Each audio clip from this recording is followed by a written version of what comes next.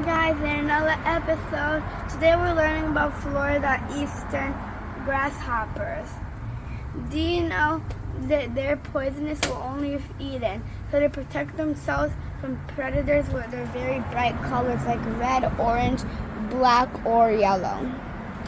And they have spikes on their legs to protect themselves and also climb, which is useful.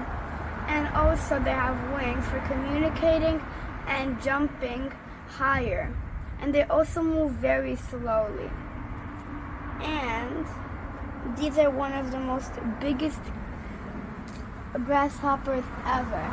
Bye guys, subscribe, like, and show your friends.